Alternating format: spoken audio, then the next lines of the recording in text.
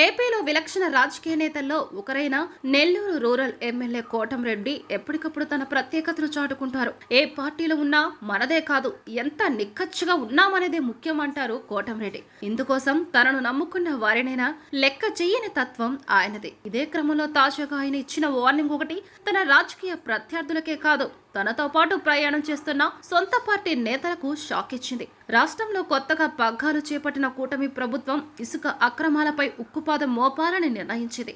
గత 5 ఏళ్లలో రాష్ట్రంలో ఇసుక, మట్టి అక్రమాలు పతాక స్థాయికి చేరాయని భావిస్తున్న సీఎం చంద్రబాబు మళ్లీ తమ ప్రభుత్వంలో అలాంటి తప్పిదాలు జరగకుండా చూసుకోవాలని ప్రయత్నిస్తున్నారు. ఇందులో భాగంగా కేబినెట్ లో మంత్రులకు సైతం పదే ఇసుక విషయంలో జాగ్రత్తగా ఉండాలని చెప్పేస్తున్నారు. తాజాగా టీడీపీ పోలిట్ బ్యూరో భేటీలోనూ నేతల్ని మరోసారి చంద్రబాబు ఇదే విషయంలో హెచ్చరించారు.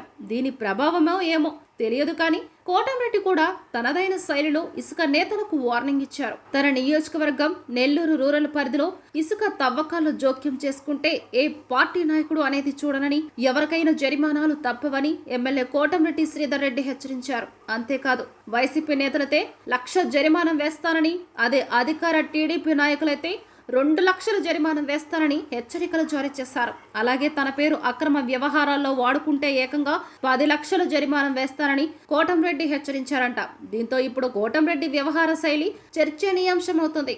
ఆయన గురించి తెలిసిన వారు మాత్రం కోటంరెడ్డి హెచ్చరికల్ని స్వాగతిస్తున్నారు.